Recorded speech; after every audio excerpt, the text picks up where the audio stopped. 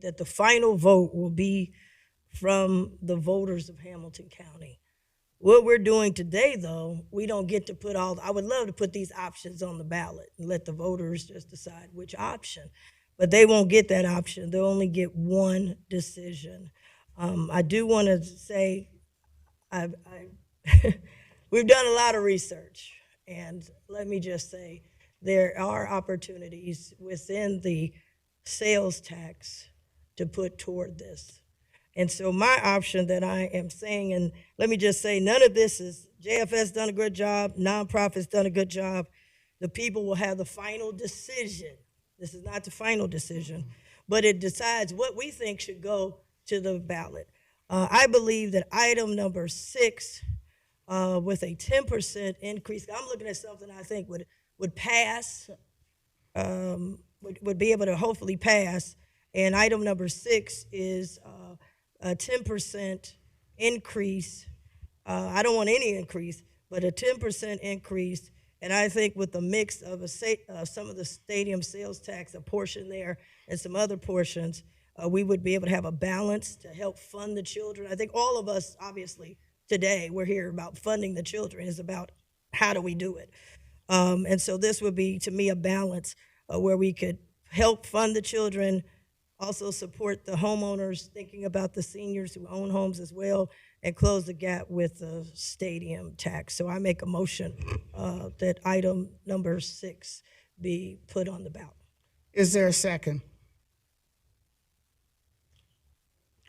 Hearing no second, I'll go to Commissioner Jones. Madam President, I would just like to put it in the record, item number 6. Just for It's in the record, I'm sure. When I was at the State House, I called it trickle-down taxation, where they cut taxes at the state level and trickle it down to the local level to raise taxes. I have always been a fighter for the homeowners regarding lower property taxes. I'll say it one more time. I've always been a fighter for the homeowners for lower property taxes. In fact, I've said it time and time again, the days of how we've been doing it for 20 and 30 years eventually will come to an end. We will not be able to fund everything on the backs of the homeowners. We've got to find a new model, a new sustainable model. The third thing that's very important, I've been very consistent, the number one issue right now in Hamilton County and America is affordability. Affordability, that's what I'm hearing from the citizens. I was just at church yesterday, and 3 people came up to me separately and said, Reece, we just can't afford it. Gas is up to $4 a gallon. Groceries, I was at the grocery store, and a lady had to put her meat back, 2 things of chicken, because she just couldn't afford it. Gas and electric, Duke Energy, nobody wants to talk about it. I've asked the governor to step in. Everybody wants to be quiet, but 30% increase is going to kill people. A 30% increase on your gas and electric. Property taxes, the last time, is a packed house here, but I remember it was a packed house of homeowners ticked off about their property taxes with the reassessment.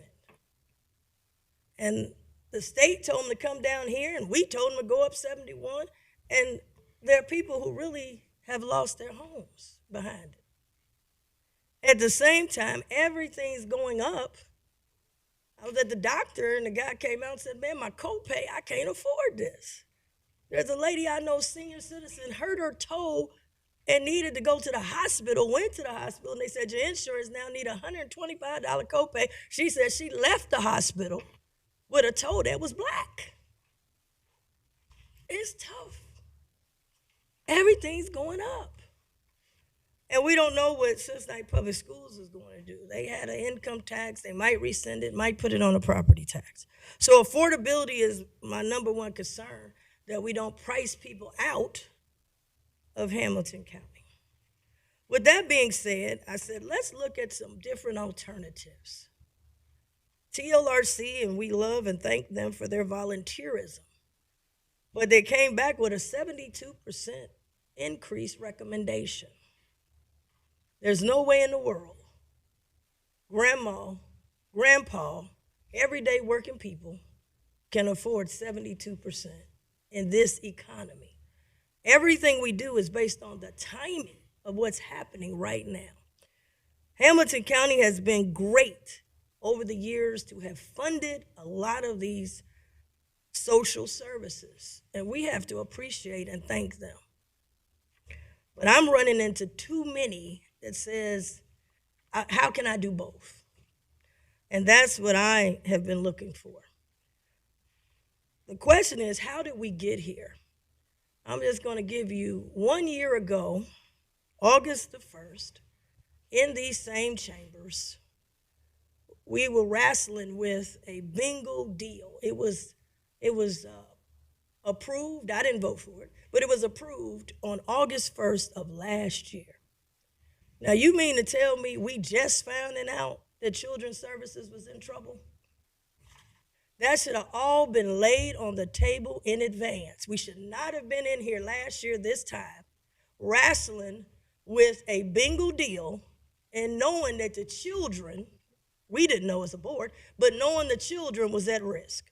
How could we in good conscience have been even recommended?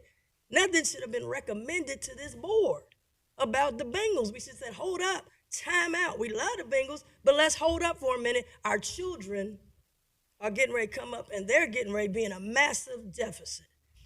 I don't remember in these chambers last year. I remember the time, and I went and got the newspaper because I wanted to make sure I had it right. August 1st, Bengals, oh, we got it, and we got a deal, and we outside. How in the world could that have been recommended to us, knowing that these children were right around the corner getting ready to be in a deficit? A few months after that deal, it was the end of December, we got a $30 million deficit for children's service. How could you do that? How? So that's what I'm really upset about today, because we sent the wrong message. Children got to be in here begging to go to the ballot box, and the Bengals and the other stadiums never had to go to the ballot box. I told them to go to the ballot box. It was not recommended to go to the ballot box. Knowing, somebody knew, knowing that these children were about to be at risk. I don't know how we would do that. 1 year later, we're back here now with the kids have to go to the ballot box, but 1 year ago, the Bengals never had to. We're sending the wrong message. So, and this is not being, rude. We're looking at money. Bengals just came out. I didn't write the story. Bengals received more than $450 million of NFL national revenue last year. But the kids is in here. If you don't do this, we can't do the kids. Why did we do this last year knowing the kids was in trouble? Then we look at, well, what's their value? $5.25 billion. So what message are we sending? And now grandma got to halfway lose her house trying to save the kids, and we were here 1 year ago. 1 year ago in 2 days? Approving a bingo deal? $5.2 billion? They didn't need our money. $450 million in revenue? And you want all the homeowners to roll their sleeves up, but the billionaires don't have to roll theirs up. So my goal was to let me bring something different. Let's bring something different. So I brought in an idea of how do we switch it where the stadiums would go to the ballot and the children would be more sustainable. So the day we have on here, I said do 10% on a homeowner, 10%. That's still going to be tough for some people. Some people don't have $50 extra in the bank.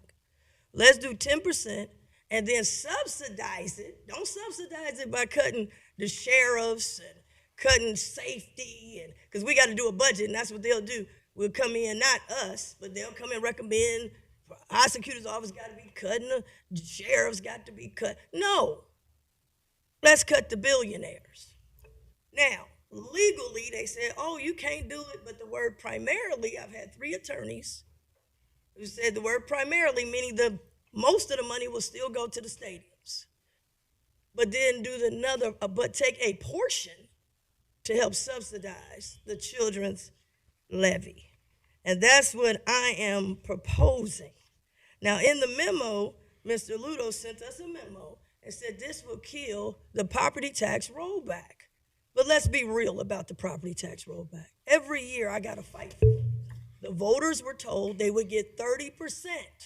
They told this in 1997 or whatever. They said, we can't keep that commitment because we didn't get it in writing. Last year, all we did was 4.5%. But in the memo, it has 30%. I had to fight like hell to get 30%. And my colleagues twice went along with it. But last year, it was only 4.5%. And now you're suggesting you can't give them 30% rebate, but you can go up to 72%, 30, 40, 50%. You can go up on them, but you can't come down on them. So we got to be clear on that. And then last week, we just did $600 million in bonds to get started with the Bengals. At the same time, on the same calendar that we're saying we need to get the homeowners to bail out our children.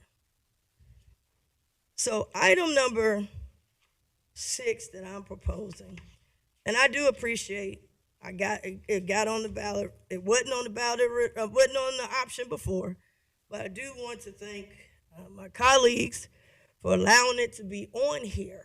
It wasn't on here. It wasn't considered. And I believe that where we're going to get the money from should be identified, and I want to be clear that we have an opportunity to get it from the stadium sales tax. I want to explain to everybody, there is no such thing as a stadium in a pocket. What you passed was a sales tax increase. And it was former commissioners that said, put that increase in this one bucket, It does not legally have to be in just that one bucket.